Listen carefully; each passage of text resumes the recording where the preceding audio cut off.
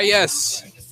If you had Dan Girardi in your overtime game-winning goal pool, you win $500,000. Unfortunately, nobody had him. Was he the least likely person? If you took both teams, you looked at their rosters, and you had to pick one guy who was definitely not going to score the overtime game-winning goal, I think it might have been Dan Girardi. I would have taken Brad Marchand's tongue as a more likely candidate to put the puck in the net. Good afternoon, I guess it is now. Welcome to Hockey Primetime. My name's Conor McKenna. With Laura Saba, who's the producer of the show. I am the host. Hello, Laura. How's it going, Connor? I'm doing all right. It's been a very interesting week, and we've had a lot of good hockey. We've had a lot of good hockey and a lot of fun storylines in the Stanley Cup playoffs so far, but we'll start with what we saw last night. You heard it, the Vegas Golden Knights getting the job done and taking the commanding series lead now over the San Jose Sharks. They will be playing for the series tomorrow, and that's something to look forward to in the Stanley Cup playoffs. And we also have what's starting to look like a one-sided series between the Tampa Bay Lightning and the Boston Bruins. One-sided. A 3-1 series lead feels one-sided, but the games have been tight for the most part. But the Lightning are I just think they're a better hockey team. They are, and I think in the case of the Bruins, they end up hurting themselves. I think they're good enough to win the series, and I think they're playing badly, and they end up spending too much time in the box, or there's too much sideshows going on. The Torrey Krug injury is unfortunate, but for the most part, it seems like Tampa Bay is capitalizing on the Bruins not showing up for the games. Or maybe showing up a little bit too late at times too, but I think when I was looking at the matchup before the series, and the reason I like Tampa was sort of to say that maybe the Bruins' top line is better than the Lightning's top line, but maybe not by much. You got Kucherov, Stamkos, and JT Mueller, and then you've got the Bergeron line. So a little bit of a push when it came to that matchup, and then beyond that, line two for Tampa. You got to like that line. And even more now, I think a little bit more than what we see from Boston. They're not getting a crazy series out of Jake DeBrusk the way they did last time.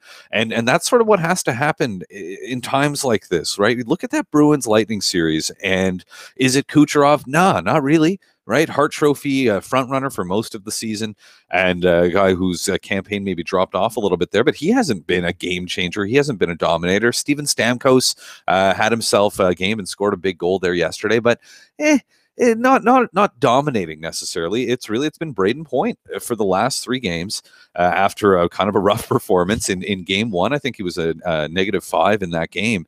And I'm not a huge fan of plus minus, but at some point you do have to say, well, geez, guy was -5. But he's looked really good since then, and in fact has looked like a superstar player. Braden Point, just an incredible story, the way that he's emerged. I remember what happened with him last year. He was, as a result of injuries to like everybody in Tampa, big reason why they missed the playoffs last year. He was sort of thrust into that role as a number 1 center, and he thrived, and he's come back this year, and he's been even better, forcing Tyler Johnson to the wing and looking like a superstar player. That goal he scored yesterday was ridiculous. That was a crazy goal to score in the National Hockey League. That was a video game stuff. This guy's a 3rd-round draft pick, and he has been the guy. He's been the X factor. Vasilevsky, a little bit better than Rask. And then other than that, we talked about the push on the front line. Only one Dan Girardi in this series. Who'd have thought he'd be scoring ahead of a star defenseman like maybe Ryan McDonough or Victor Hedman or Zdeno Chara, maybe Charlie McAvoy. But that's what you need, right? Dan Girardi on the doorstep too. Like, this wasn't a blast from the point. He inched in. He was right there in front of the net, and that's what you got to do to win games at this time of the year. But the fact is, and I was watching the highlight package on TSN this morning as I'm preparing for the show, and so wondering, okay, so I watched the game, but I haven't seen the reaction. I haven't read any game stories. I haven't heard what the panelists are going to be saying. And I think it was Dave Poulin on the NHL on TSN with Lindsay Hamilton on SportsCenter. And what are they talking about? Brad Marchand. They're talking about Brad Marchand. They're talking about the lick. And if you haven't seen it, and I'm sure you must have, but if you haven't, this was in the first round, Leo Komarov, right? Brad Marchand licked him, and it was weird. And it was like, wow, that's a weird thing. But it became sort of lost in the shuffle of a really exciting series between those two teams. This one was something else, though. This was like a full bottom to top of the face lick in the middle of chirping him too. Like he's like talking and then he just starts licking him, and it was just very, very strange. And then Marchand's excuse was he punched me in the he punched me in the face 4 times. I think that's what he said. He's like, oh, he punched me in the face 4 times, and as if that was sort of like a this is why I licked him, which is weird also. Right? I'm not sure if that's an acceptable explanation, but I think there's a couple of things about this that I find unfortunate. The first one is that we're talking about this because it's been a good series. It's been exciting. It's been a coming out party for Braden Point in some ways, especially for those who haven't watched the Lightning that closely in the last couple of seasons. It's been you see a good young player stepping up and doing things. Steven Stamkos scores a big goal. Dan Girardi's the hero, and here we are. It's the lick. And you should have heard the way that these guys are talking about it on TSN. First of all, the anchors, Kate Burness and Natasha Staniszewski, open the show. Oh, it's disgusting, blah, blah, blah. And you're like, wow, unusual for an anchor to weigh in with opinion. That's strong. For sure. And they were like, this is awful, gross, whatever. And like, I understand, and I got all the respect in the world for those people who do that job and do it very well. But it seems a little much to me, the reaction to this. Just for the sake of comparison, because Ryan Callahan, when he spoke about it, he compared it. He's like, it's like he spat in my face. And I guess maybe, I don't know. Nobody's ever licked my face. I don't know. I think, one of the things is like, it's like Brad Marchand is that kid in the class who isn't doing something that's technically illegal. Like it's not going to get him a detention or something like that, but he's doing things to get attention and be weird and draw attention to himself and be a sideshow. And I think what's happening is people are playing into it. And I think also there's the context of, last week we talked with Amelie, whether or not the NHL really did come down and say, you can't lick people.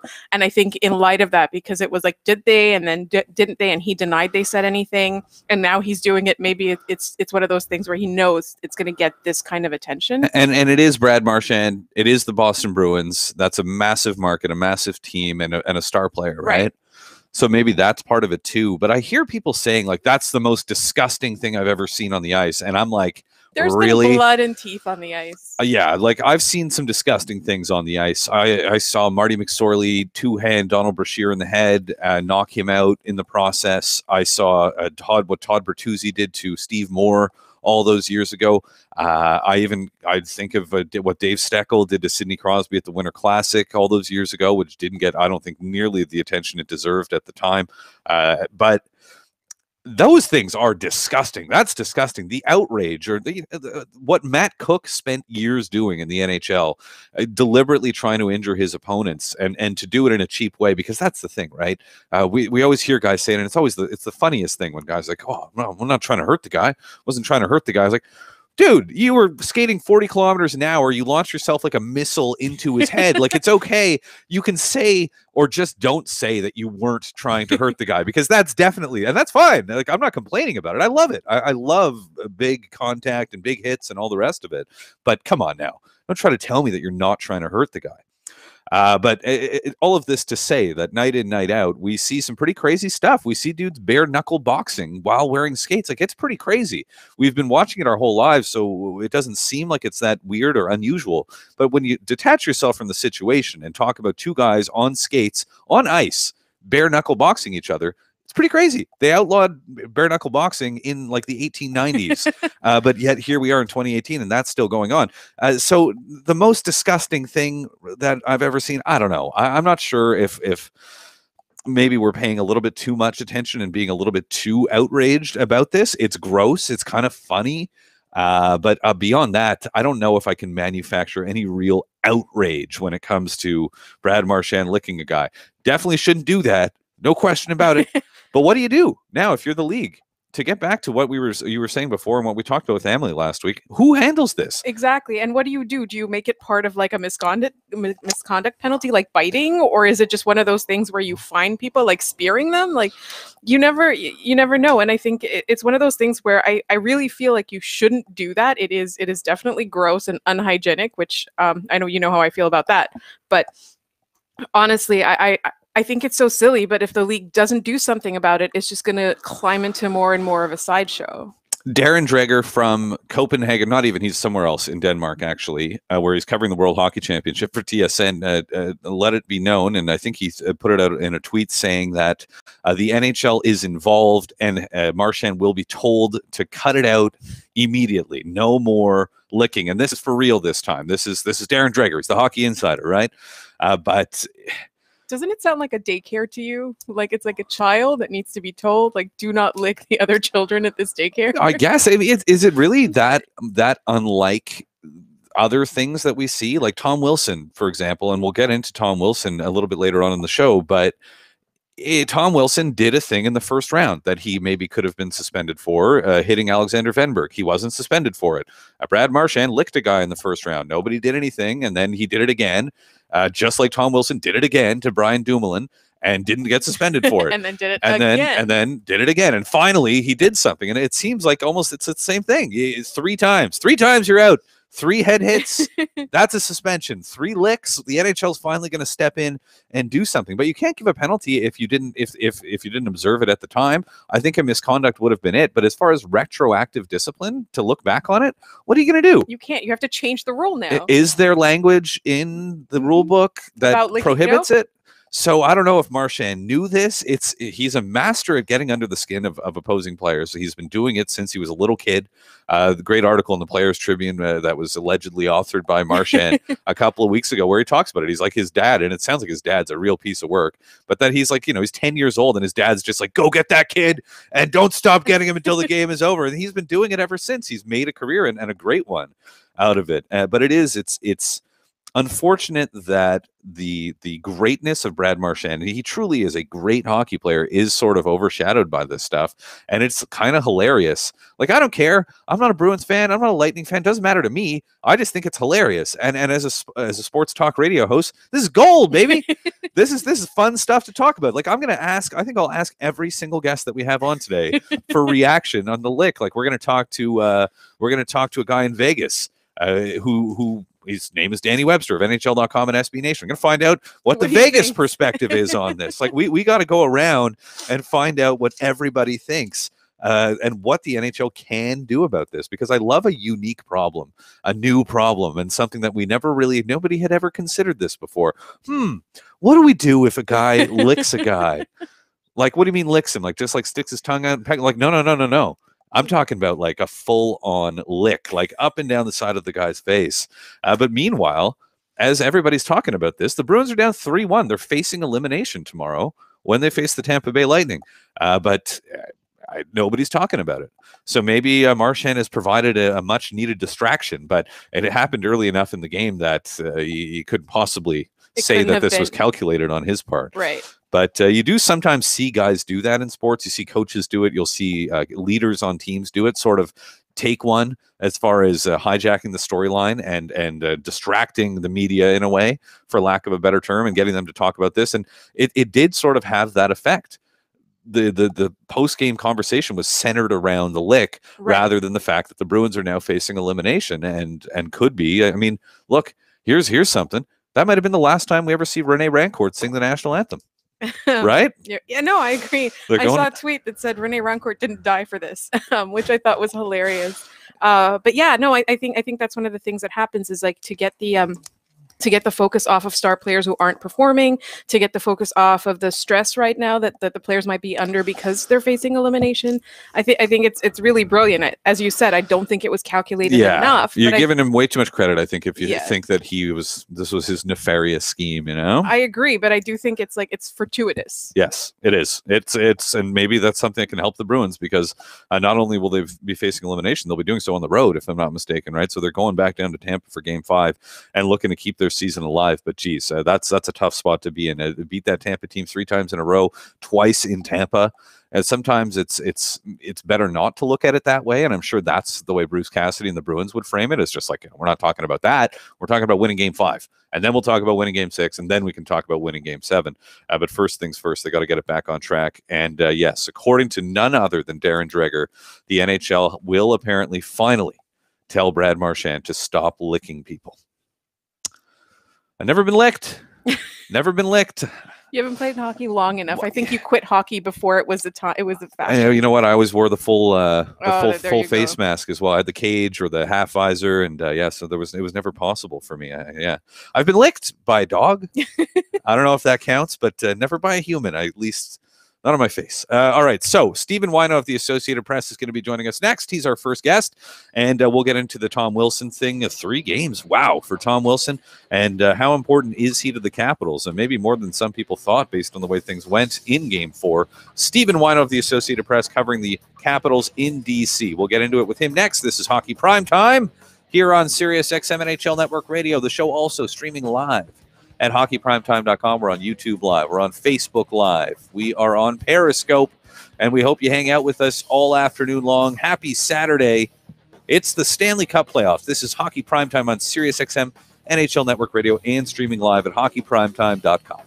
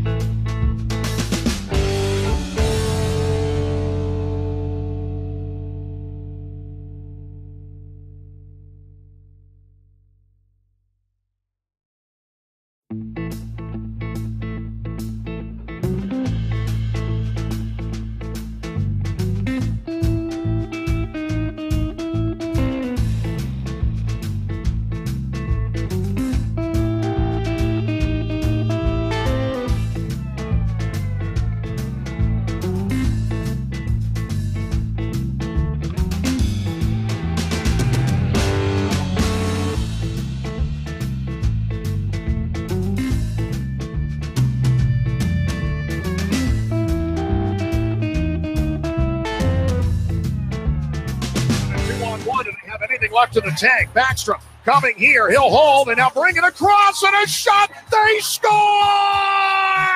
They score! Alex Ovechkin with 1:07 to go. It's 4-3 Washington here in Pittsburgh.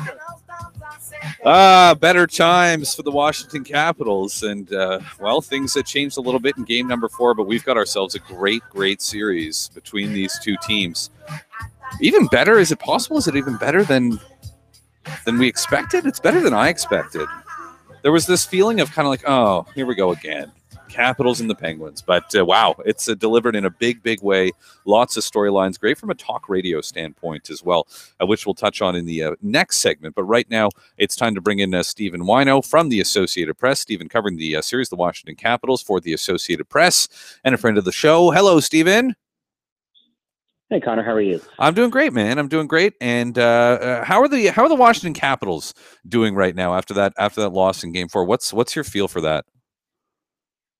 They're very zen, and maybe this is just judging from Braden Holtby, but he said it's a good sign from his team that you can't tell whether it's a win or a loss they're coming off of. And you really can't tell around this team. They took mostly a day off yesterday. Only a handful of guys skated. And the mood today is the same kind of business-like mood that we've seen throughout the playoffs from this team, that they were down 2-0 against Columbus and are the same way now as after they were going up against, or tying the series against Pittsburgh and going up, and now coming back to Washington with the series tied. That it seems like they're on a very even keel, and it's different from years past where you could see Barry Trotz getting tight at times. I don't sense that. You sense not necessarily a good mood, but at least an upbeat mood out of the Capitals right now. And they took a 2-1 lead in this series, which it's now 2-2. I realize, but that someone mentioned a stat to me, and I'm. Maybe you can tell me if this is true. Was that the first time they'd ever taken a 2-1 lead in all the series these teams have played against each other? It certainly is the only time they've taken a 2-1 lead in this era, right? Of the Ovechkin, Backstrom, Crosby, Malkin era, because they had to come back from 3-1 down. Obviously, last year just to force a Game 7. It's been 2-2 this entire time, where they've had to win. They've had to win just to get to that point, or be down, or be down 3-1 in the series. It's an unfamiliar spot for them to go up in a series, and especially against the Penguins, who at this point have gotten the identity of playing well when they're down in a series, or when they feel like they've been pushed to a certain limit, maybe like they did down 4-2 to the Flyers in Game 6 of that series. But it's strange for the Capitals to be in a spot like, or it was strange for the Capitals to be in a spot like that up to one of the Penguins. So then let's talk about one of the dominant storylines of this series and of these playoffs in some ways. Tom Wilson and the 3-game suspension that he was given. Now, this was a weird one going in. At least from my perspective, I had no idea. And frankly, I was a little bit surprised that he was suspended at all, let alone for 3 games. What did you think? I wasn't surprised at all. And I don't know how much of it is just the explanation the league gave the other day in announcing the suspension of kind of the way Tom Wilson made that hit and lifting his shoulder into Zach Aston Reese's head. But I think Tom Wilson should have been suspended for a hit on Alexander Wenberg in the first round. I think that was worse than this. I think that was on the level of Nazem Kadri in the first round in terms of a charge and a vulnerable opponent. But certainly, when 3 times in the playoffs, when a guy makes these kind of questionable hits, it wasn't surprising to me. Maybe surprising to see 3 games. But when you consider that Tom Wilson is a repeat offender, he has done this multiple times in the playoffs, and that there was a significant injury, a broken jaw, and a concussion for Aston Reese, I can see why. And it's made a big difference and could make a potentially huge difference in the series, because the Capitals without Tom Wilson are not the same team. So, and that is something that I definitely want to get into. And I don't think there's any point. I don't think it's a great way of doing radio to sort of try to break down hits and judge them on their merits. But it did seem, and you alluded to it there, Stephen, the fact that he wasn't suspended for the Wenberg hit. He wasn't suspended for the Dumoulin hit, and then now it was like, oh, okay, fine, we got to do something. Which it just seems to me, and I will commend George Parros and the Department of Player Safety for some of the strides that they've made, and the fact that they seem to be at least a little bit more consistent in some ways than before. But still, this has been an ongoing thing for the NHL where things like that happen. Like, it's not supposed to be retroactive discipline, and it did kind of feel that way, didn't it? Maybe a little bit, but you could say if that was a suspendable hit, and I do believe it was a suspendable hit. I believe the way Tom Wilson delivered that hit was worthy of suspension. That you could legitimately say that was, if you're calculating games on a suspension, that there was 1 game for him being a repeat offender and 1 game additional for the injury caused to Zach Aston Reese, because those things are taken into account in the situation. And what I wonder about is, if this had happened in the regular season, would it have been 5, 6, 7 games? And I don't know that. I do know that the league looked long and hard at the replays while the game was going on the other night, just to determine, was this a shoulder-to-shoulder or a shoulder-to-head hit? And based on the video that the Department of Player Safety put out several weeks ago, kind of in response to the Drew Doughty hit and Nikita Kucherov on Sami Vatanen and some of the other examples, that they really do look for principal point of contact, for main point of contact on a hit. And from watching that explanation the other day, I buy why this was a suspension, and I buy why this was a 3-game suspension based on the way they explained it. Fair enough. All right. And as far as the thing that you were alluding to there, Stephen, the importance of Wilson to the Capitals, I think a lot of people, especially people who aren't Caps fans, will sort of write off Tom Wilson and say, this guy's he's a dirty player and yada, yada, yada. But hey, I mean, he may do dirty things from time to time, but he's also very effective. 2 goals and of the somewhat important variety, if memory serves, 7 points in 9 games. He's also taken a bunch of minor penalties, which is not ideal, but he is a difference maker. He is out there. He seems to be a storyline in every period, sometimes in every shift when he's at his best. How much does his absence mean, and how much did it affect the way the Caps played in Game 4? I think there's 2 ways where this is measurable. One, in that he played well and plays well with Alex Ovechkin and Anthony Kuznetsov. He is the kind of player, kind of like Patrick Hornquist has been with Sidney Crosby, where he's the guy who retrieves pucks. He's the guy who makes some space, who goes to the net. And there's a certain complement that's worked really well with Ovechkin and Kuznetsov and having Wilson there. And I also think that the Capitals don't have the depth behind Tom Wilson there to be able to replace him. And it's been Devontae Smith-Pelly replacing Wilson so far. He took rushes again this morning and is expected to start the game at least with Ovechkin and Kuznetsov. And I don't think the Capitals really have a whole lot of good options there. Maybe you put Brett Connolly there. Maybe you put Jacob Vrana there if you don't care about a defensive game and just want as much offense and speed as you can. But not having Tom Wilson, the drop off through the rest of the lineup, especially on right wing where there isn't a whole lot of depth, it's not like Barry Trotz has a whole lot of good choices here with Tom Wilson suspended. And maybe this in some ways was to be expected given the turnover in the off season. They lost a bunch of guys. Justin Williams would have been maybe somebody who could have stepped into this situation. Is that much of a concern? I mean, the Caps, I'm sure, are just going to take them as they come and one game at a time and all the rest of it. But at some point, the fact that they did lose some depth in the offseason, not only up front, but on the blue line, do you expect that to be a factor? And maybe is that a factor right now? I think it is up front for sure. And you look at a guy who they signed a draft pick from years ago in Shane Garcic, who was playing at the University of North Dakota a couple of months ago, and signed him late in the regular season, and now he's in their lineup.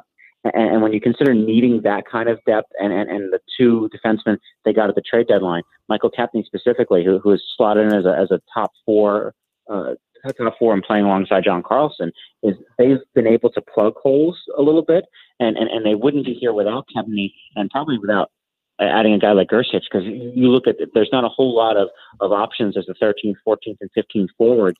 Whereas the Penguins, they have a Carter Rowney, they have a Daniel Sprung, they have a handful of guys who can go in there. The Capitals they've lost Andre Burakovsky to injury, they've lost Tom Wilson to a suspension. So you're now pulling on guys. Literally, Shane Gersic hadn't been around the team until the end of March, and that's where you see a lack of depth. But in the series right now, the Penguins haven't gotten scoring from anybody but the top line. Sidney Crosby's been on the ice for every goal the Penguins have scored in this series. So I think the Penguins' depth of scoring is as much a concern as the Capitals' depth, at least up front. That is a crazy stat about Crosby, and of course, I mean, it is Crosby we're talking about, so maybe we shouldn't be surprised. But that's a good point, and it is a good stat. We're talking to Stephen Whyno of the Associated Press. The Washington Capitals and the Pittsburgh Penguins. Game number 5 is coming up tonight. You mentioned Burakovsky. What's the story there? Is any kind of an update on his status?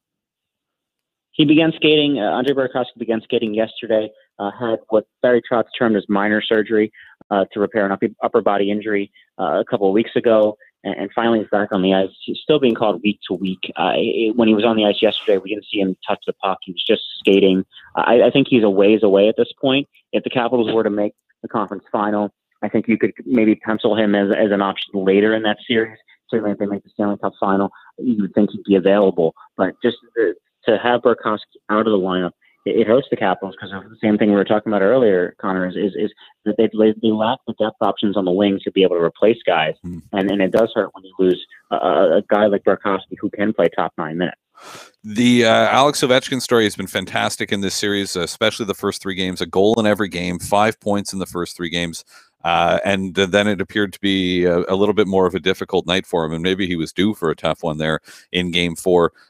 We talked about the absence of Wilson. Is it that simple, explaining the fact that he had his worst game of the series without him? Yeah, I think it's a combination of not having Tom Wilson and Devontae Smith-Pelly maybe not being the winger Ovechkin and Kuznetsov need. But that's only the third time in Ovechkin's entire playoff career he hasn't gotten a shot on goal. And some of that is not having Wilson, but some of that is Ovechkin also not playing well to begin with. And the Penguins have been better at defending. They've limited the odd man rushes. I believe at one point in the series, 18 odd man rushes for the Capitals to 6 for the Penguins, and that didn't happen in Game 4 in Pittsburgh. Alex Ovechkin has scored all these goals at even strength on the rush, and the Penguins have gotten better at that as the series has gone on and cutting that down. Alex Ovechkin knows he's going to be facing Brian Dumoulin and Chris Letang. He knows Brian Dumoulin's going to be a shadow the entire night.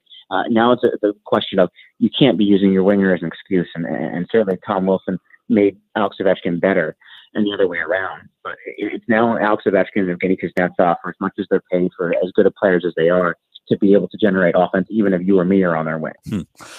Finishing up here with Stephen Whyno of the Associated Press, I promised I'd ask everybody about the lick heard around the hockey world today. So you're up first, Stephen. What do you think of Brad Marchand laying the tongue on Callahan last night? I think it's a little weird. I think it's not that we shouldn't expect it. I guess when everyone's trying to get a little bit of an upper hand, but as colleague Greg Wyshynski from ESPN's reported and Darren Dreger. And also hearing from the league now that the league is going to tell them to knock it off, and will face discipline the next time he does this.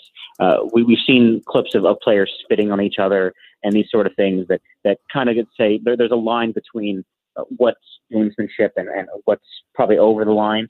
And as John Cooper said last night, what if I up and lick you? It's not something that the NHL really wants to be making headlines for as a player licking another guy. That Brad Marchand does enough stuff to get under guys' skin, and goes the Lightning a bit in this series. It's not working. So maybe Brad Marchand at this point, it's time for him to knock it off. Yeah, I think that's safe to say. I think we all deserve to work in an environment where we don't need to worry about getting licked by our coworkers. All right, and I know you're a horse guy, Stephen. It's Derby Day, 6:34 p.m. When the horses will take off. Tell me about the Kentucky Derby. Handicap it for me. Who's Mendelssohn? Should I be going big on Justify? What are the answers here? I'm going to try to beat Justify. I like Good Magic in this race. Chad Brown horse, who's on top of his game right now. Mendelssohn is the one wild card in this race that I've been telling people. I don't the wrench in the plans because you don't know what to expect out of a horse shipping from Europe. Justify has not raced anywhere but in California. So I'm not ready to believe in Justify right now. Certainly a great horse and a great pedigree, but My Boy Jack is a horse coming off the pace late in this race. I think has a shot. But if I'm going to put one money down on one horse to win it, I think it's Good Magic to 6. There's also Eddie Olczyk's pick, so I feel pretty good about that. Huh. Interesting. All right. And how? Just out of curiosity, how do they get a horse here from Europe? They fly the horse. Fly? Huh? I don't know first class. Well, I don't know if it's first class or premium economy, but the horse gets a nice flight, even from California to Kentucky or from Europe to Kentucky. Wow. Yeah, I guess I'd be worried about like turbulence and stuff like that. But those are tough horses. All right, Stephen, thank you for your time. I really do appreciate it, man. Enjoy the race today, and I hope we can talk to you again soon. Thanks, Con. Talk to you soon. Yes, it is a Kentucky Derby Day today. And here's the good news. I think my favorite news of all.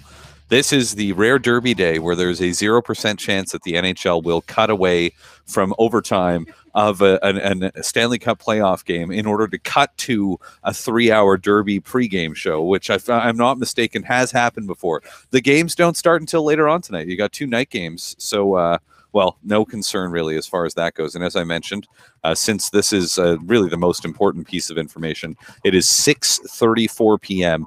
So almost exactly 5 hours from now when the horses will take off. I love the Kentucky Derby. It's great. Like I'd love to go down and check it out. But it's a great event. It's really fun. It tends to be really exciting. It's over really fast, and you can just go about your business.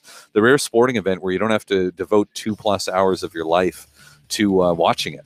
So yeah, 7 o'clock tonight. It's Pittsburgh and Washington on NBC, and here in Canada on Sportsnet. And Winnipeg Nashville is your nightcap at 9:30 at a reasonable hour tonight as well. Coming up next, we got the Washington perspective. Let's get the Pittsburgh perspective. Chris Mueller, like the. I wonder if there's any. Oh, I was going to say like Robert Mueller, the guy who's investigating the president. So we'll see if there's any relation there. Chris is a broadcaster in Pittsburgh at 93.7 The Fan. We're going to be joining him next to talk about this great series from a Pittsburgh standpoint. This is Hockey Primetime on SiriusXM NHL Network Radio and streaming live at hockeyprimetime.com.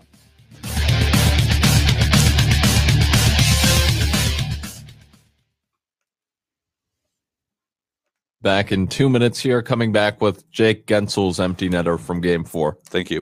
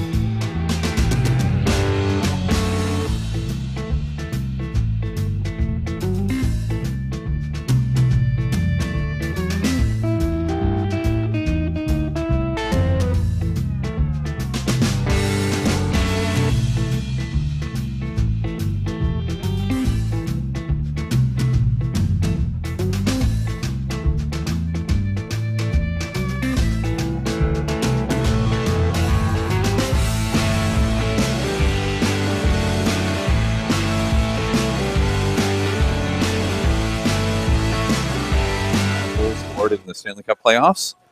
The answer is Jari Kurri. I mean, if I was gonna guess, I would say Wayne Gretzky, right? Why not? But no, Jari Kurri, which I guess isn't that surprising. But it's only 19 goals. So Jake Guentzel is now more than halfway there, and we're roughly halfway, or I guess a little bit closer to 2/3 of the way through this series between the Caps and the Penguins. It's still a long way to go. They got to win this series if he's going to want to have a shot at breaking that. But just an incredible story. Who would have thought Jake Guentzel, the latest guy, joining the likes of Chris Kunitz and Pascal Dupuis and other guys, and I'll give him credit, but not everybody can play with Sidney Crosby, and this guy clearly can, and he is reaping the benefits. We got a great series between the Pittsburgh Penguins and the Washington Capitals. Our next guest is a radio host in Pittsburgh at 93.7 The Fan. His name is Chris Mueller. Chris, how you doing? Doing well. How are you guys? I'm doing fantastic. And as a talk radio host, and I can relate at least a little bit to the job that you're doing there in Pittsburgh, this is gold for a talk radio host, isn't it, this series so far?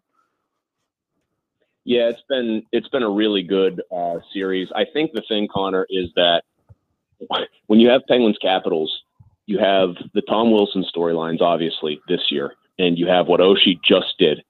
But, like, the one weird thing that's hard to create in Pittsburgh is, I think, among listeners, or to find among listeners, is this sense of actual danger where the Caps are involved. You just assume that the Penguins are going to find a way, whether it's a Jake Gensel doing things like he's doing, or whether maybe Carl Hagelin, now that he's back, ends up making a couple huge plays.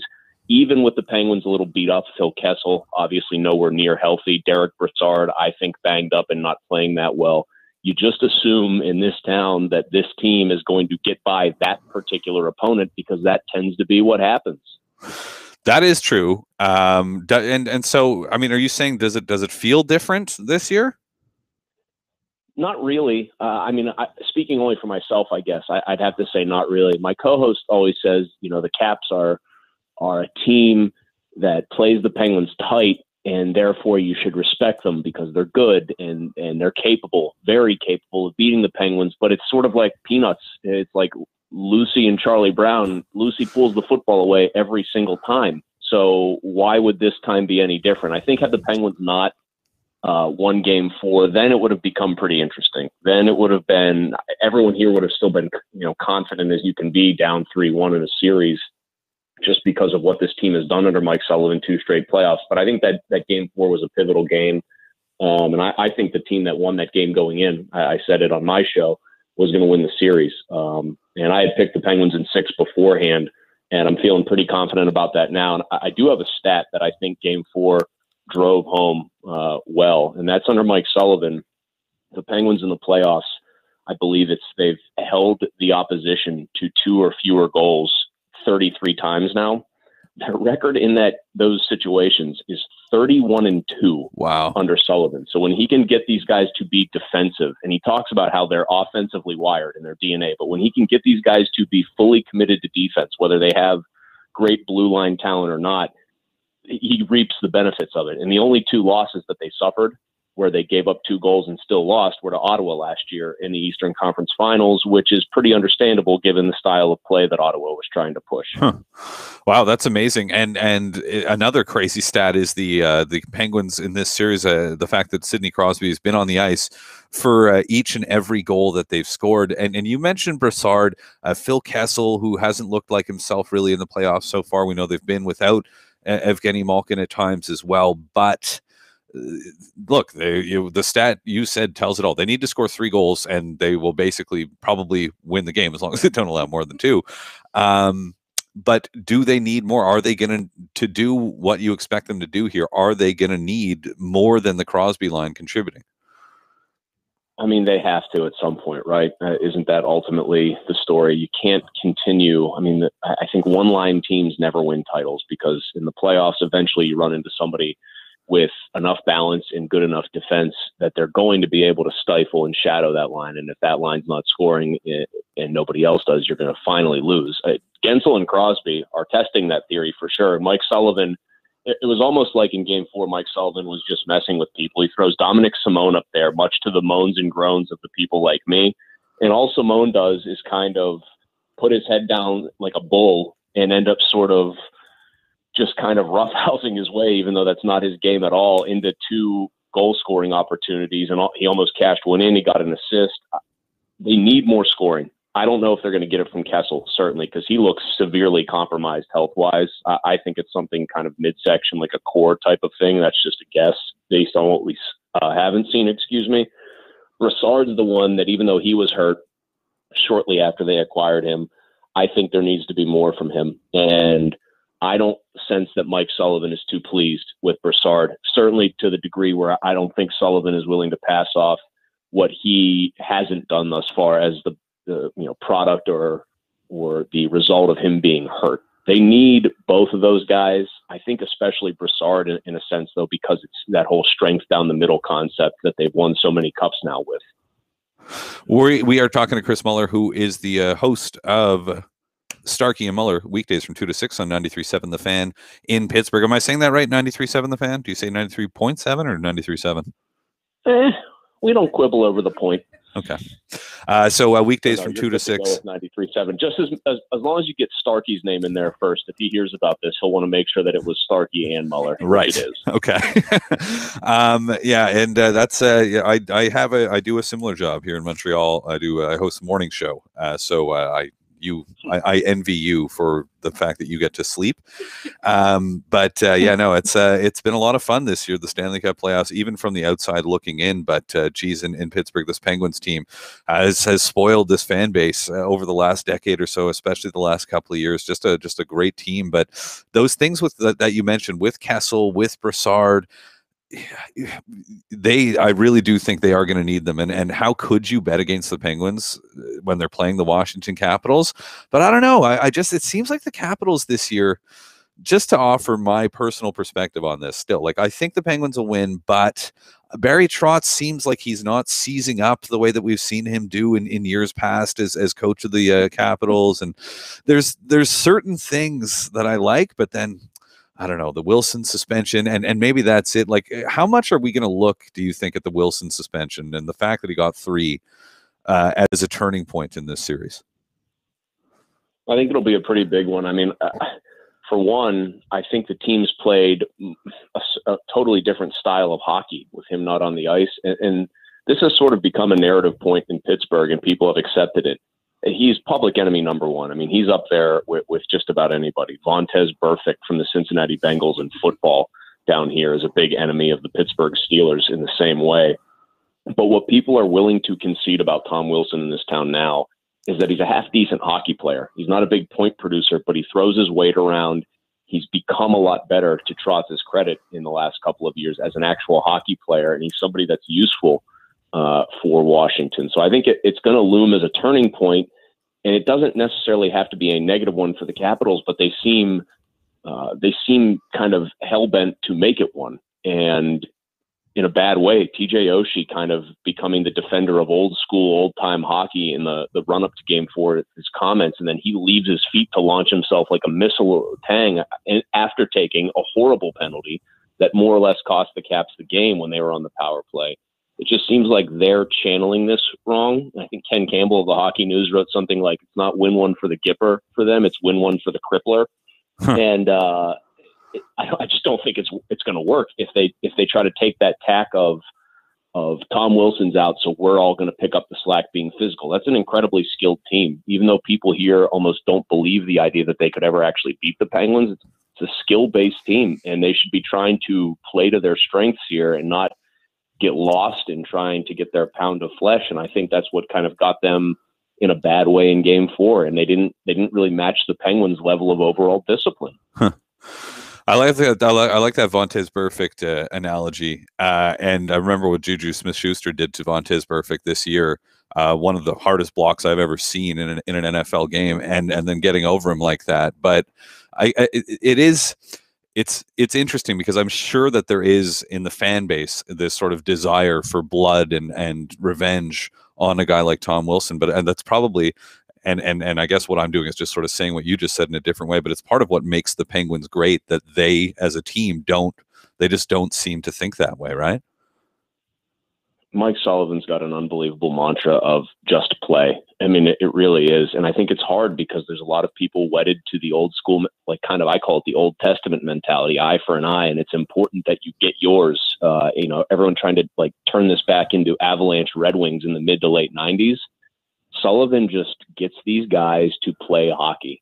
Jim Rutherford can go out and get the most feared man in the league in the offseason in Ryan Reeves. And then because Sullivan just said he doesn't, basically had made it clear that he didn't fit with the system, Rutherford was willing to say, okay, I'll trade him out of here. I mean, they have Jamie Alexiak who can handle his business, obviously. And he tried to fight Wilson. Wilson wanted, understandably, no part of a guy that's, 6'7". But Mike Sullivan just does a phenomenal job of getting these guys to play. And that's what's so curious about Washington. They're the team with the guy who delivered the hit. And to see their actions late in that game, Oshie specifically, you'd think that they were the team looking to get even because their guy had been knocked out with a broken jaw. It's a very curious kind of way to go about your business, especially for a veteran player like Oshie, who's been through it for so long in his career, playoff disappointments and the rest of it. It's an excellent point. And that Ryan Reeves thing, it keeps coming up. Don Cherry the other night on Hockey Night in Canada, they need an enforcer. The Pittsburgh Penguins need an enforcer. I heard people saying, well, if Ryan Reeves was there's no way Wilson would have done that. Two things: if Ryan Reeves was there, he wouldn't have been in the lineup for the Penguins, let alone on the ice. So, like, I don't understand that mentality at all. And I think that Mike Sullivan's sort of coming from the same place. Chris, a pleasure, man. I wish we could keep going. A lot of fun chatting with you. I appreciate it.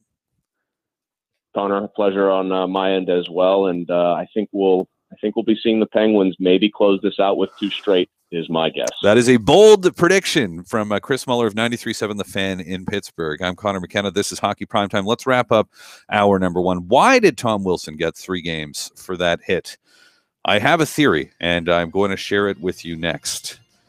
Can I tie this into the lick from Brad Marchand? You best believe that I can. That's coming up here. This is Hockey Primetime on SiriusXM NHL Network Radio and streaming live at hockeyprimetime.com.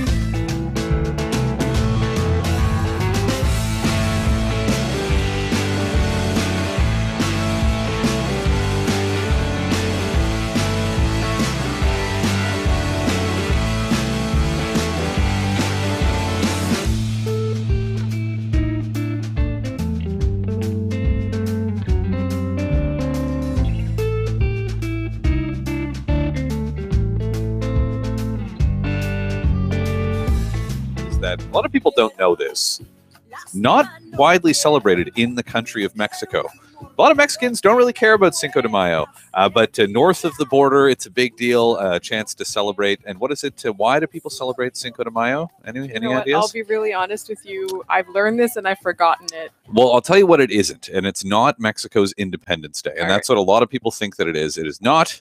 It is the commemoration of a victory in the Battle of Puebla, Mexico versus France. Mexico won sort of an underdog victory in a battle in a war that they actually ended up losing, and France occupied Mexico for a while after that. 1 minute. But back in 1862, Cinco de Mayo, a little Cinco de Mayo trivia for you. So Tom Wilson gets 3 games. And I thought this was crazy. Personally, I didn't think I wouldn't have suspended the guy. I didn't like the hit. I didn't like what happened, but I didn't think that was a hit that was worthy of the suspension. What the hell do I know? But here's what I'll tell you. If they had suspended him for the Venberg hit in round 1, which I think was a worse hit, this might not ever happen. If they'd suspended him for the Dumoulin hit, this might not have ever happened. And then he gets 3 games for a hit that may not have been as bad as the first one was. Making up for past transgressions and not the way you're supposed to mete out justice. What the hell do I know? Anyway, happy Cinco de Mayo. Have a margarita for me and maybe a taco. Enjoy yourself and enjoy the hockey tonight. Coming up next, let's go to Vegas. We'll talk to Danny Webster of SB Nation and NHL.com. This is Hockey Primetime.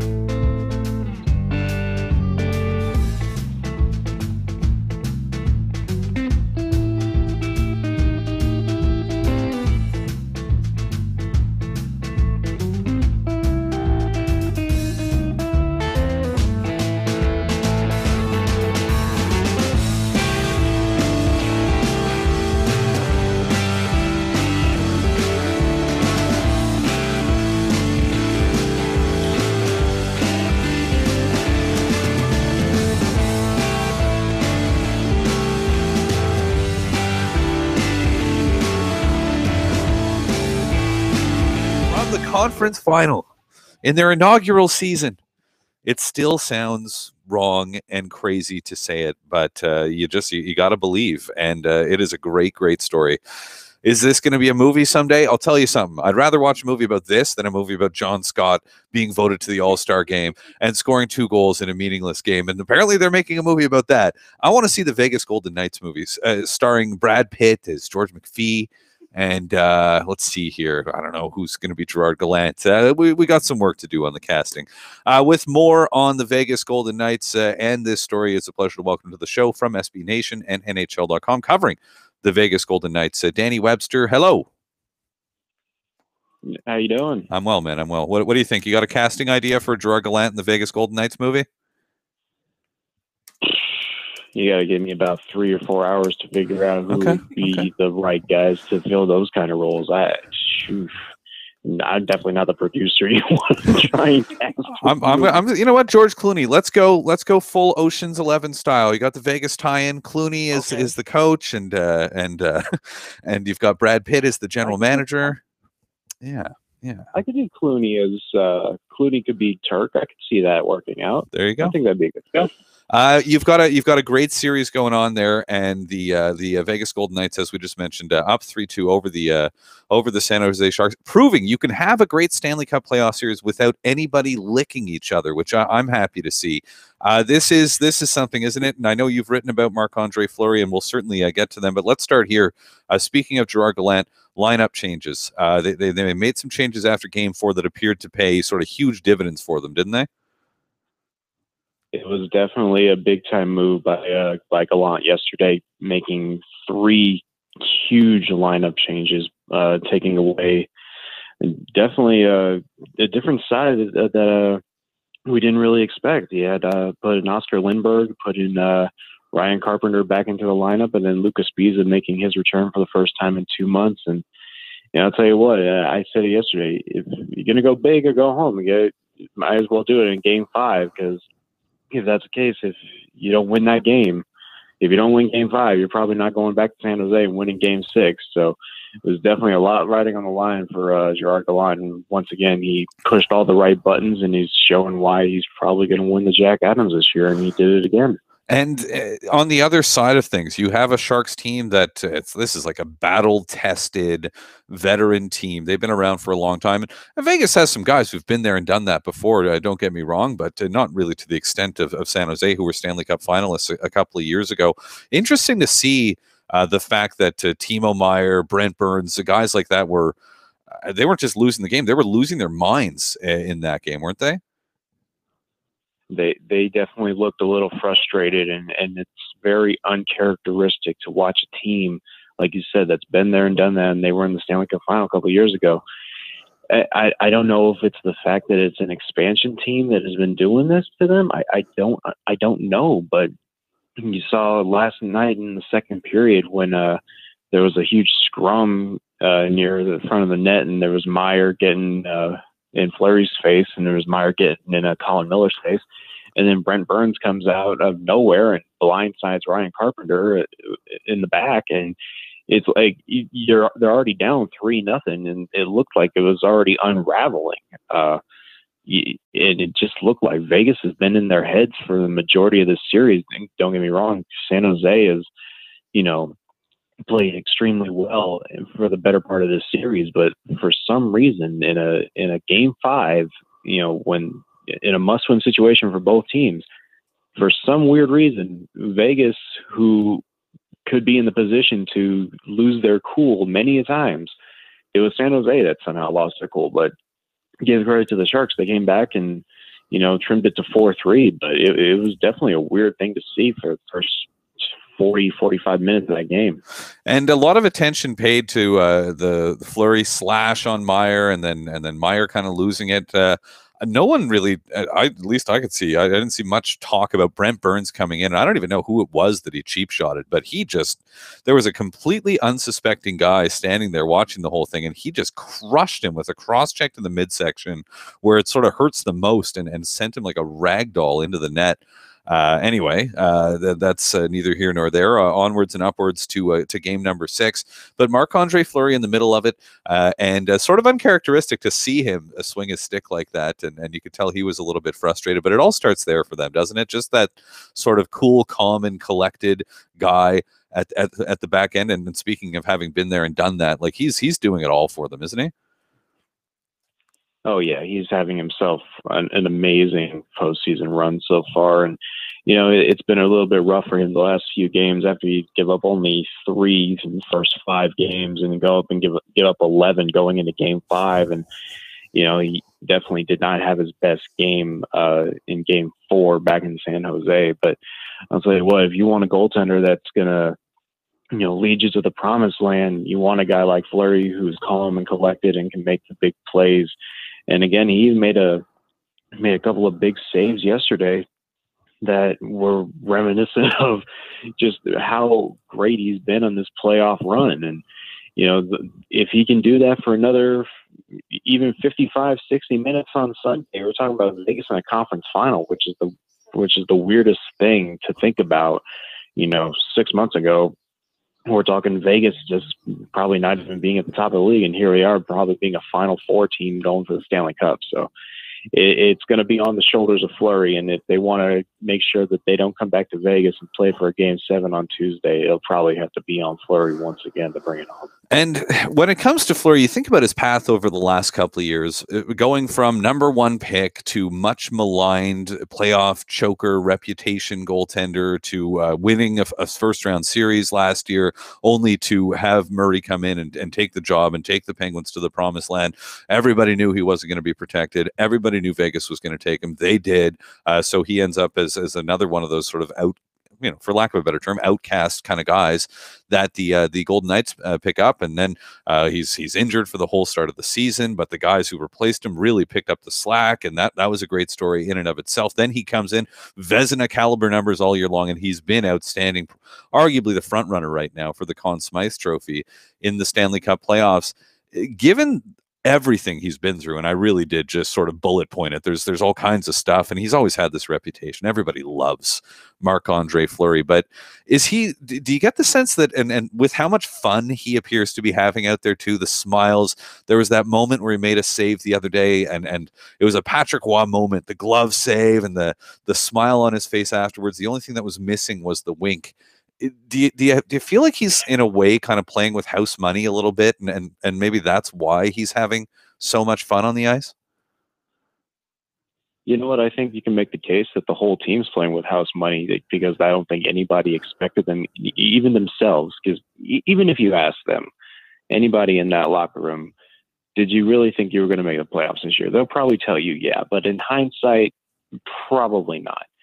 So when you have a group of guys that have pretty much defied logic all year long, and including a guy like Fleury who's won 3 cups, but given like you said, given his situation over the last couple of years and just how he's kind of been pushed aside, it seems like he's having probably the most fun he's ever had playing goalie. I think he's pretty much playing nothing to lose, and he's been playing that way all year long.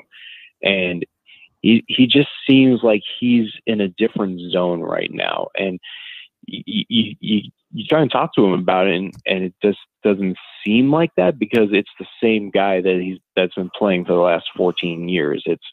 It's that same calm demeanor. It's that same business-like attitude. But yet here he is making big plays, making big saves, and showing why he is going to be a future Hall of Fame goaltender down the road. And, if I'll tell you what, if Vegas keeps playing like they are playing with house money, who knows how far they can go, because there's so many guys, including Fleury, that's playing with so much confidence right now. It's been a lot of fun to watch, and I can't wait to see what happens in Game 6. So Marc-Andre Fleury, I think we can say, like, he's been the MVP of the team so far in the playoffs. So who's the non-Marc-Andre Fleury MVP? If we take Fleury out of the conversation, who's been the most valuable player so far for Vegas?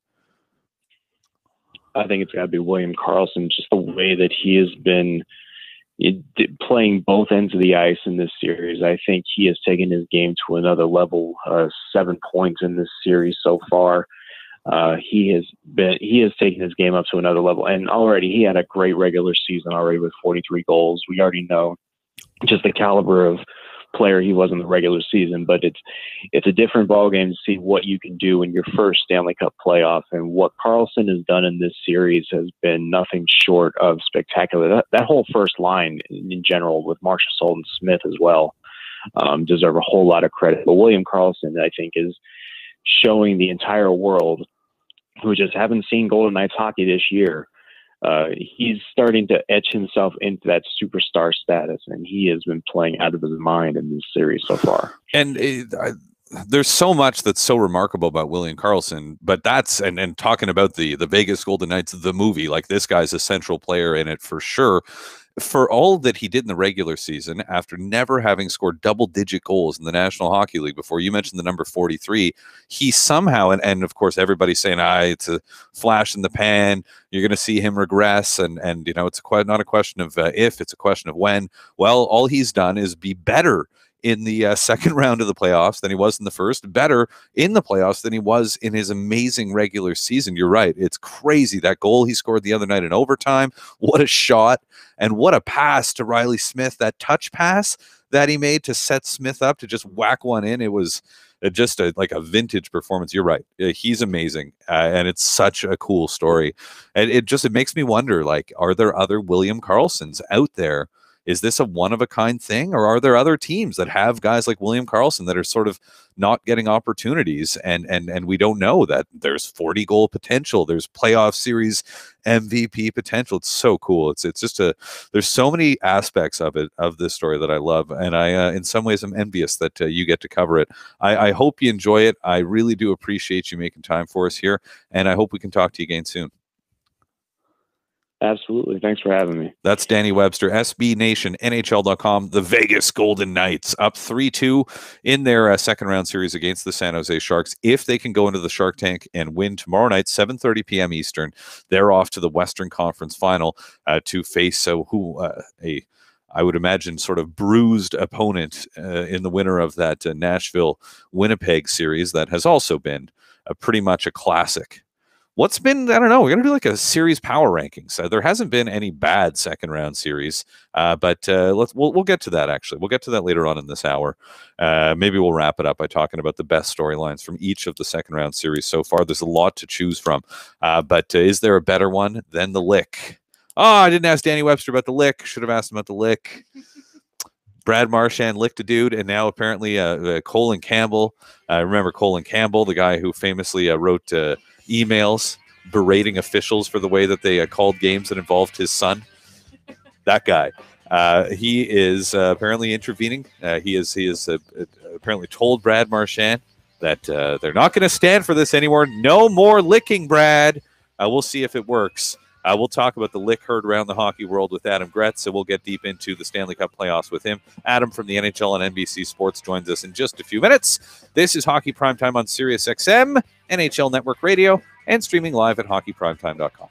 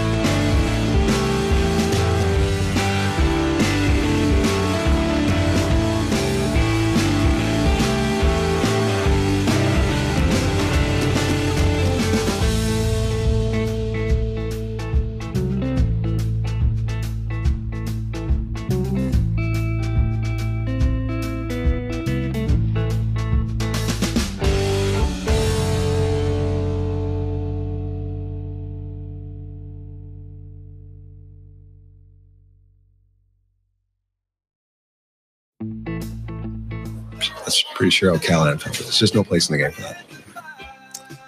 Yeah, that's John Cooper, one of the more eloquent coaches, and there are many of them in the National Hockey League. I think he said it pretty well.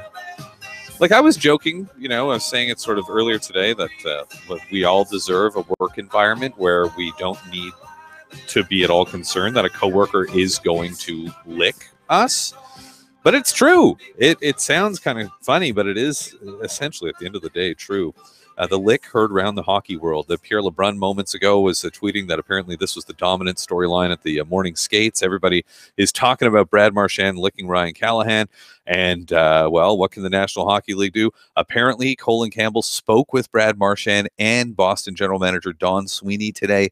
The league put the player on notice that his actions last night are unacceptable and similar behavior in the future will be dealt with by way of supplemental discipline. Brad, last warning, no more licking people. That's from the NHL's public relations account. I added that last bit. That was my own editorial comment. Let's talk more about Brad Marchand licking people. Adam Gretz with the NHL on NBC Sports, covering the world of hockey. Good afternoon. How you doing? I'm doing great. How are you doing today? I'm doing fine. This is.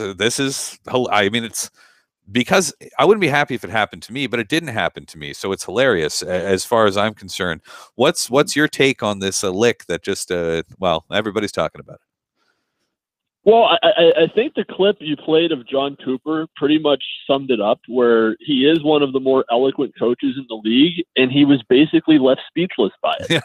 But because it's just you don't expect this type of thing to be a storyline, and it is for the second time this postseason with the same player. It's just, I don't know. It's one of the weirdest stories I've ever seen unfold in the Stanley Cup playoffs, and the fact that the league had to actually put out a statement saying that we're basically going to suspend you if you don't stop licking opponents is just bizarre. I heard people comparing it to Luis Suarez, who kept biting people in the world of soccer years ago.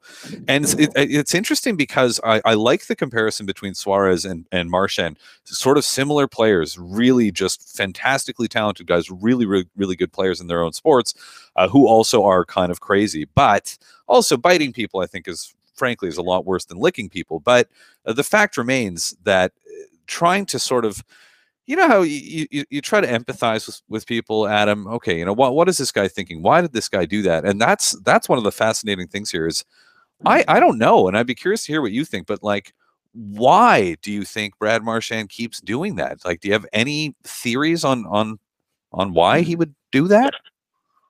Well, I mean, when he first came into the league, his game was all about being that agitator and that pest and doing anything he could to throw people off of their game. And this obviously is taking it to the extreme.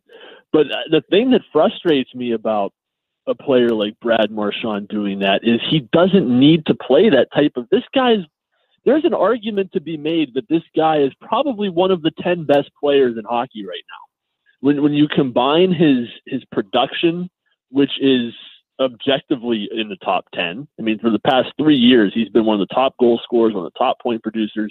He's a great two-way player. He's a great player. He doesn't need to do this stuff. And that he keeps doing it, and that he keeps doing things to get himself suspended, to get himself fined. It takes away from how good of a player he really is. I mean, we should be talking about how this guy is one of the top players in the league, and we never talk about that because we're talking about this. We're talking about the latest hit that he had that got him suspended or fined. And it's just really frustrating that he takes away from how good of a player he actually is. So I don't know why he feels the need to keep doing stuff like this. And I'm not going to suggest that this was like a deliberate move by Marchand to sort of deflect, because under the circumstances that theory would make no sense. But if there is a silver lining to this for the Bruins, it's that it seems like everybody's talking about this.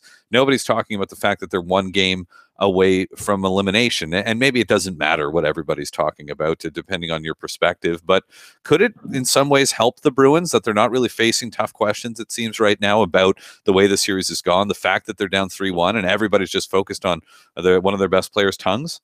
I mean, yeah. I mean, under normal circumstances, a team like the Bruins that had the season that they had and came into the playoffs with the expectations that they had to be down 3-1 in a series, they would be facing some really intense criticism. They would be under,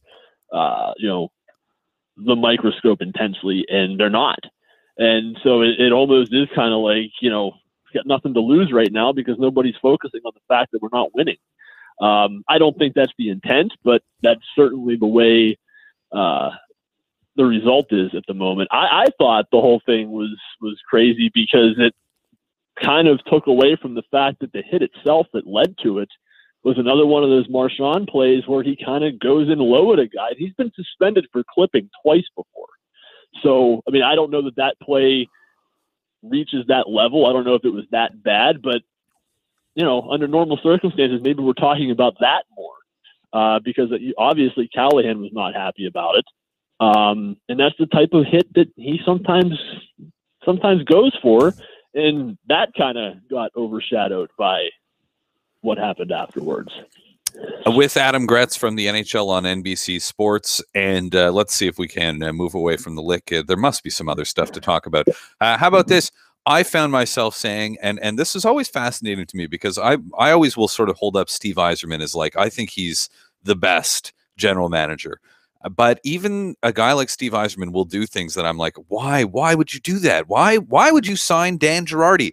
And that's what I said last offseason. I'm like, this doesn't make any sense. Why would they? They're such a smart team. They're so forward thinking and modern. Why would you sign Dan Girardi? Well, that's why he's Steve Yzerman and I'm not. Clearly, he knew that Dan Girardi was going to be scoring clutch overtime game-winning goals in the Stanley Cup playoffs, right? Right from in front of the goal crease, right where you expect Dan Girardi to be. In his office. It's his office, Adam. Yeah. And it's not just that they signed Dan Girardi and played him, but then when they traded for Ryan McDonough, they put him with Dan Girardi on that defense pairing quite a bit. And watching that pairing in New York when they were together the last, maybe year or two they were there, they were victimized a lot. I remember watching that pairing against the Penguins back in 2016 just get absolutely torched because they could not keep up with the speed that was coming at them. And that was kind of my concern coming into the playoffs for this team because you get into a short series, if you have one weakness, and a team can keep exploiting it over and over again, and they can kind of burn you. And it hasn't. And, like you said, this is why I guess he's Steve Yzerman and he's one of the best in the business because that team looks pretty fierce right now. And it's kind of funny because when the playoffs started, Tampa Bay kind of came in, they kind of backed in a little bit. They weren't winning a lot down the stretch, and there was this concern that maybe they're broken, maybe there's something wrong with them. And then they just absolutely decimated New Jersey, and now they're one game away from knocking out a Bruins team that I thought was going to go to the Stanley Cup final. So maybe we overthink this stuff sometimes. Just, we need to take into account that Tampa Bay team has been one of the best in the league all season for a reason, and they're pretty good. But your point's well taken about the Lightning because there's the whole recency bias thing I think that goes into it. But for the first, if you think about it, for the first 55 games or so of the season, they had arguably the Hart Trophy frontrunner, Hart Trophy frontrunner in Nikita Kucherov, the Vezina frontrunner in Andrei Vasilevsky, and probably a Norris finalist in Victor Hedman. And that's not even mentioning some of the other star players and the performances. They absolutely steamrolled the league for the first half. And then it was almost like, all right, we got this thing locked up.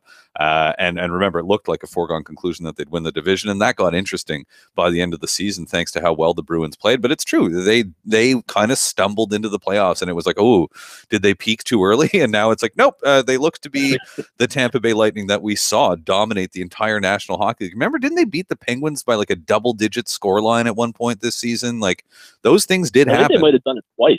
Yeah. Like and Kucherov was running away with the scoring title as well. It wasn't just that he was an MVP frontrunner. He was lapping the field when it came to the points race. I mean, and we haven't even mentioned Steven Stamkos yet. Right. No, that's so that's and a team that has, we remember 2 years ago this was a team that was a Stanley Cup finalist, that they've gone on really long playoff runs, and in some ways maybe the fact that they didn't make the playoffs last year becomes a blessing in that they were able to have a long off season and come into the year rested, because they look pretty damn good. And wouldn't it be funny to see in the next round, if it does in fact happen, to call back to what you were just saying, to see the Pittsburgh Penguins going up against a McDonough-Girardi pairing in the conference finals? Yeah, I mean, it could very easily happen. And, I think you talked about recency bias a little bit ago, and I think that kind of happened with the Lightning big picture, because they had that down season last year, and it kind of took away from the fact that they were a Stanley Cup finalist, was it 2-3 years ago? They came back the next season, were a Game 7 in the Eastern Conference Finals away from going back. And then they had the season they had this. I mean, this is a powerhouse team, and they have been for 3 of the past 4 years. And the 1 year that they weren't was the year they were just crushed by injuries. They didn't have Stamkos for most of last season.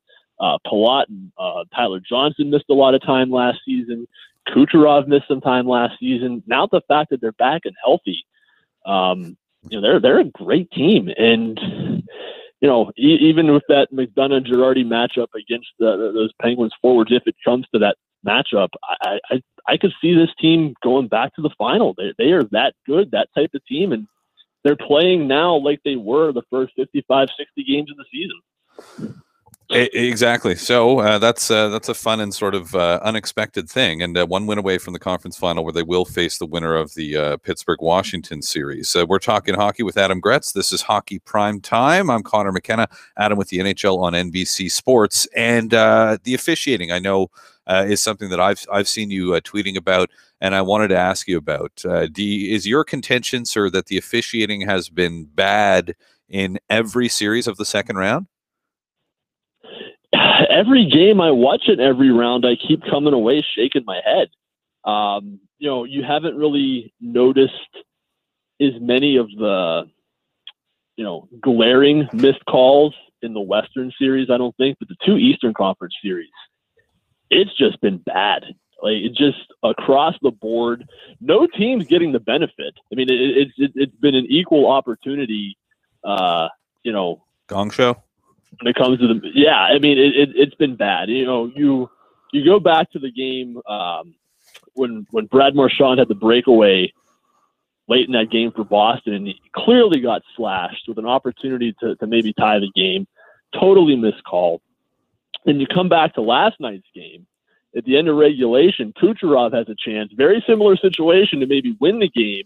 He basically gets, put into a bear hug.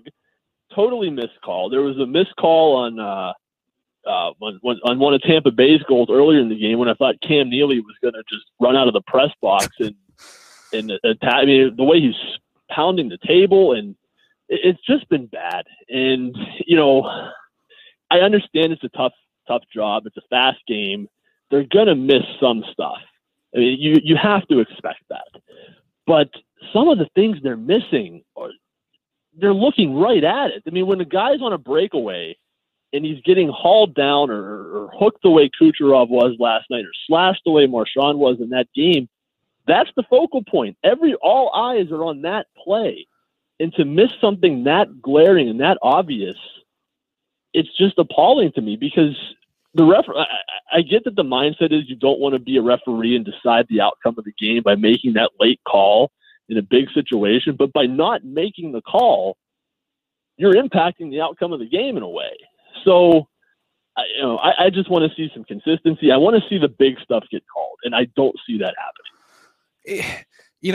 I agree with what you're saying, and it's just like, I was talking about this with a friend of mine the other night, and basically, and he had this, he's a crazy person, and he's a Devils fan, and his theory, he says the NHL should just have scheduled power plays. Just put scheduled power plays into the games, because the way that it works right now doesn't make any sense. And I know it's an absurd statement that he made, but the point, and what I was saying is, like, look, the officials are managing the game.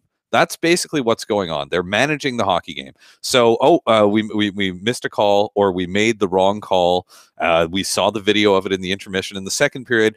In some way, they're going to try to like make up for that. And that sort of starts this snowball effect that just keeps going and going and going. And I think it's definitely more true in hockey than any other sport. And that whole let the boys play thing is an example of this. And it's just like, let the boys play, except if one of them puts the puck over the glass, or let's call it chintzy slash that a guy sold, and so on and so forth. And then not punish some of the more egregious things that you see happening in the crucial points of the game. It's true.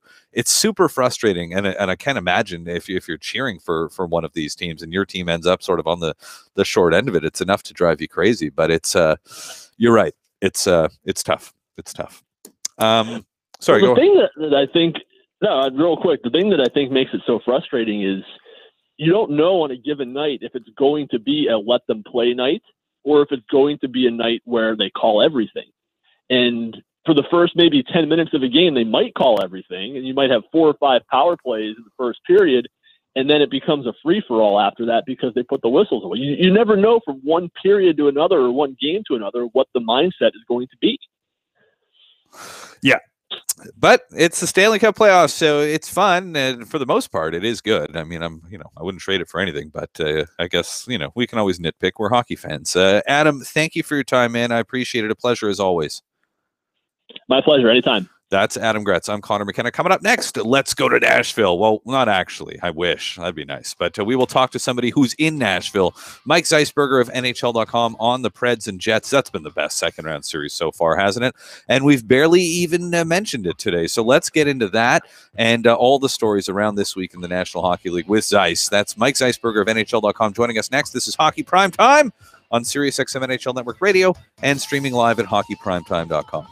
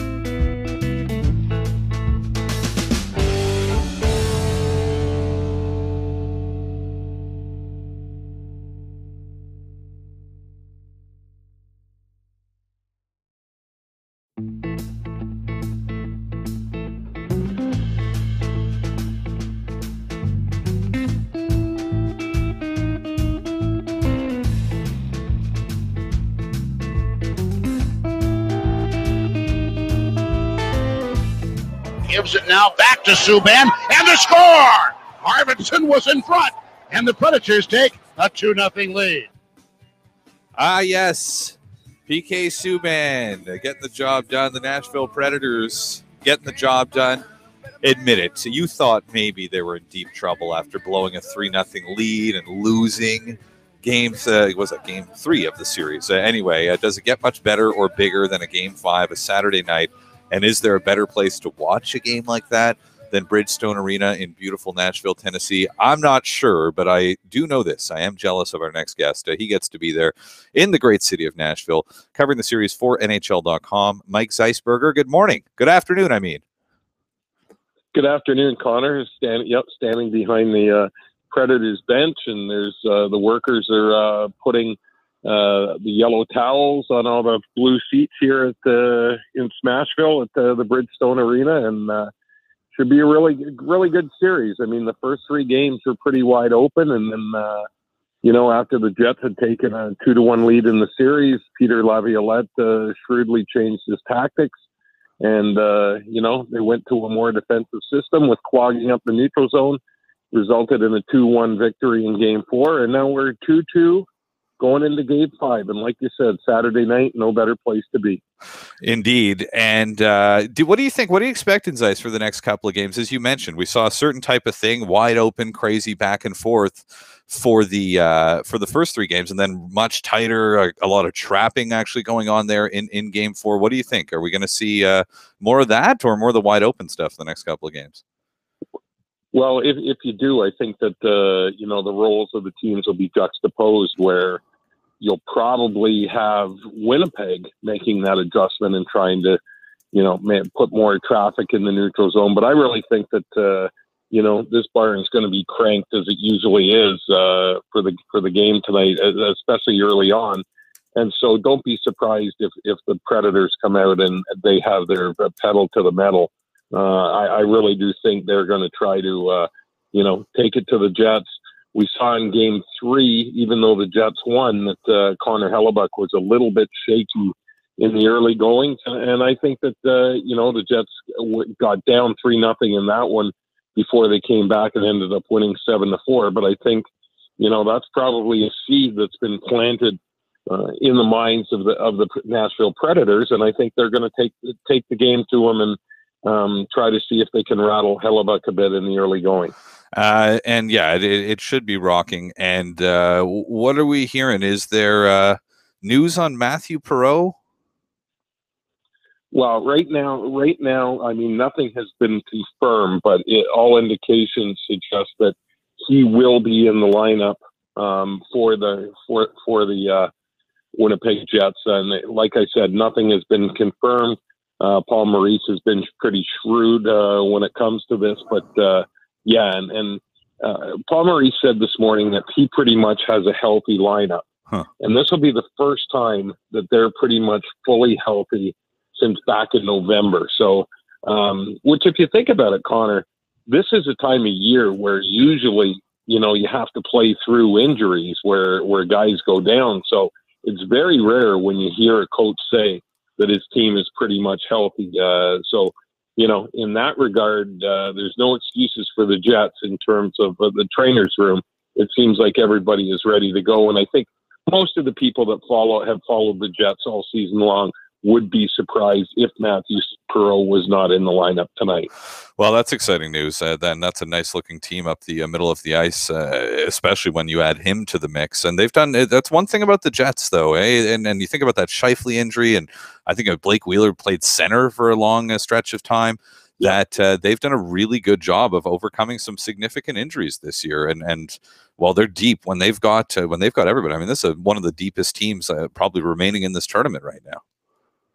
No, I agree, and it doesn't just go for the forward lines. If you look at defense, I mean, whether you Byfuglien and Myers and Josh Morrissey, that's a kid that's really, by the way, really impressed me. I remember watching him at the World Juniors for Canada a couple of years ago when the tournament was in Montreal, and thinking, this kid.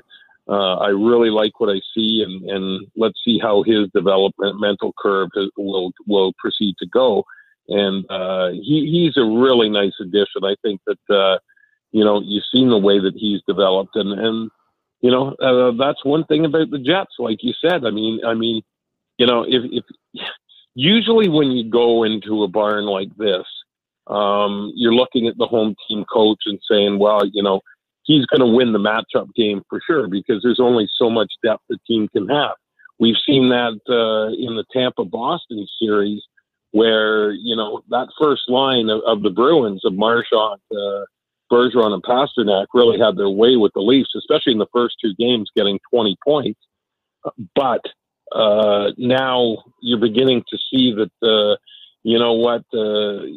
Bruins, if you can curtail that line, they do have a bit of secondary scoring, but their depth does fall off. Whereas with the Winnipeg Jets, whether it's up front or at the back end, they just seem to be so deep that, if Paul Maurice doesn't get the matchup that he wants and Peter Laviolette does, you're still going to have a pretty good line out there, because if you're Paul Maurice, because that's how much depth his team has. And whichever that best line is, they're going to get a steady dose of number 76, who has been good in this series and always does seem to be at his best in the big moments in his career. PK Subban has scored goals, in 3 of the 4 games in this series.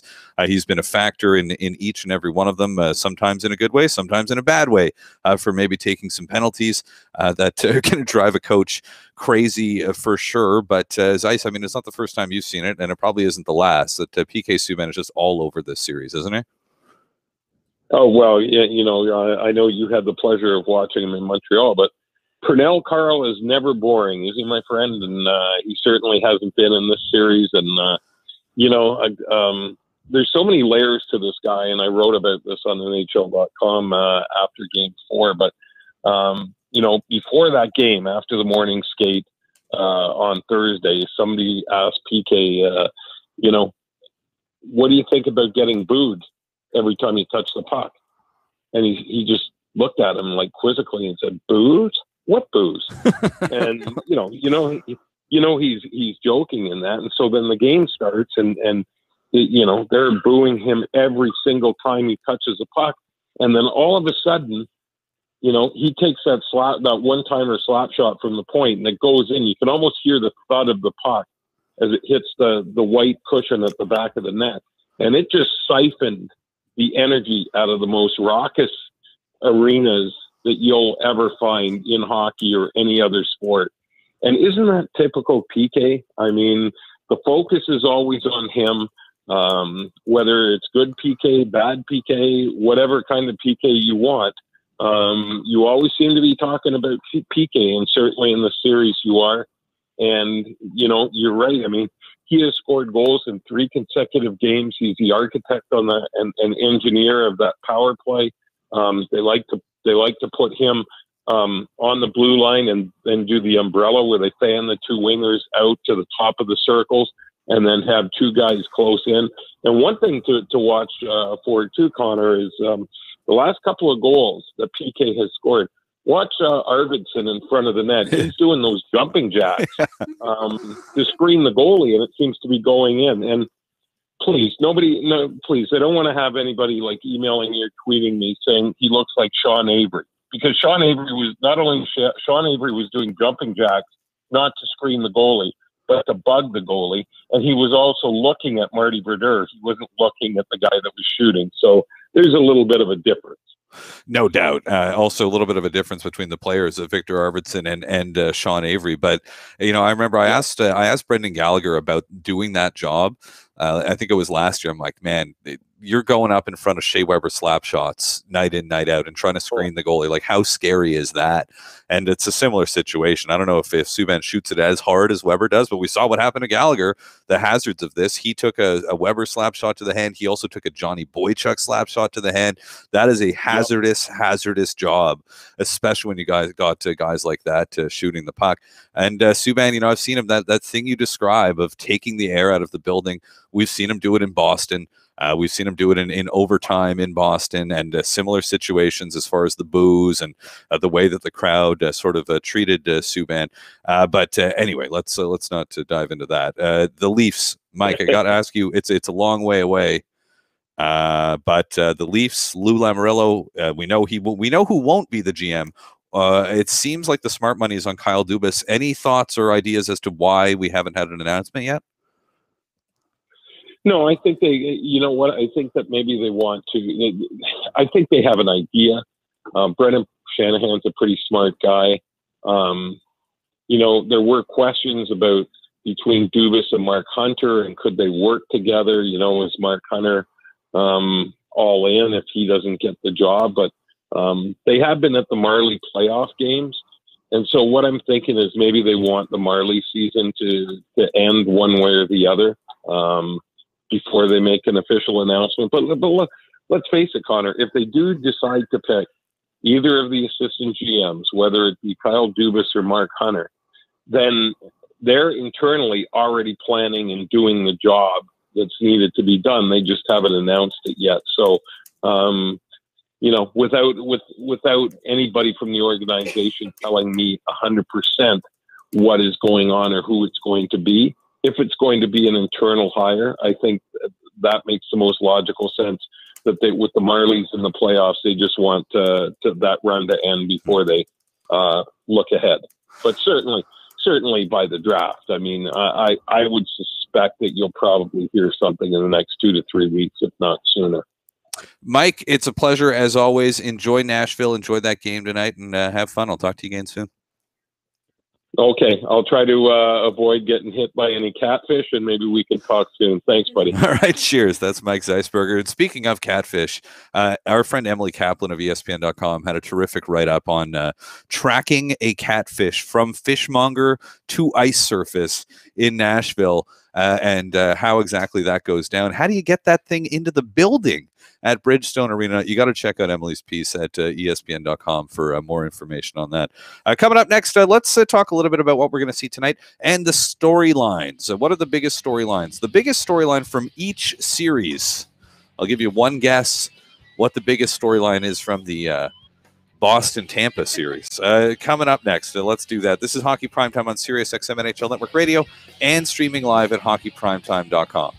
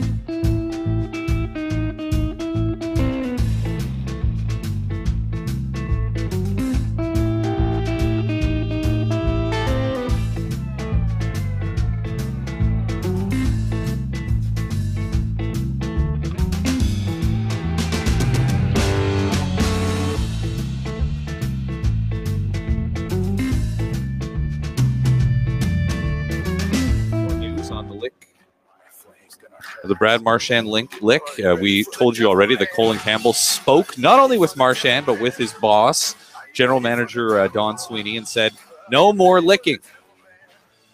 We got to stop with the licking. And Frank Saravalli has also now just tweeted. Frank from TSN, their senior hockey reporter, writes that the Jets and the Preds were warned this morning in a different conference, in a different playoff series. They were warned that licking an opponent may result in a 10-minute misconduct penalty. According to Rule 75.4, subcategory 3, any player who persists in any course of conduct designed to incite an opponent into incurring a penalty. I mean, that's a you can interpret that rule to be anything. I mean, guys are constantly trying to get other guys to take penalties. That's a huge part of the game and a huge part of gamesmanship. But yeah, that's the biggest storyline today around, not just in that series, but in the National Hockey League. I mean, this was the lead story on SportsCenter. The anchors are outraged, and people are talking about it's the most disgusting thing. I've never seen something so disgusting on the ice. Anyway, 2 minutes. I will say one thing. Like, I've worked for 3 years on this show. I've laughed a lot, but I have not laughed as often and as much as I have today because of Brad Marchand. It's just a crazy. It's ripe for. It's funny, and it's especially funny because it's not happening to you. Exactly. I don't mean to suggest that it would be funny if you or I at our workplace were being licked by our coworkers. Right. That wouldn't be funny, but I guess it's hockey. It's a part of it, and this 90 seconds. Clearly Brad Marchand has decided that this is how he's going to get under people's skins, and it's working. He's getting under everybody's skin. I don't know. It's working. They're losing the series 3-1. I don't know how effective the licks are. A guy needs to score some goals. And the Bruins could use a number of guys stepping up there, but they're going to need one of those games. We've seen them have, I think, 3 so far in the playoffs. Massive, massive games for the Bergeron line. They're going to need another one if they're going to want to stay alive. They might need 2 or 3 of them if they want to win the series, because they are in very tough right now. Other than that, Vegas is a win away. Marc-Andre Fleury and the way that he's playing, that's my storyline there. In the Nashville-Winnipeg series, storyline, maybe this is just my personal bias as a fan of the guy, but I think probably it's PK Subban and what he's been able to do to Winnipeg in that series so far. But Dustin Byfuglien, we know he can take games over. We've seen him tossing guys around like rag dolls out there. He is ridiculous. And what's the other series? Oh, it's the Capitals and the Penguins. The storylines are all over the place there, but you've got a Capitals team trying to overcome their demons. Big thank you to our technical producer, Jesse Ralph, Laura Saba, for putting the show together. Our executive producer, Sam Wu. I am Conor McKenna. You got a couple hours to go until the games, and it's Derby Day. Enjoy it wherever you are. It's been a lot of fun hanging out with you, and I can't wait to do it again next week.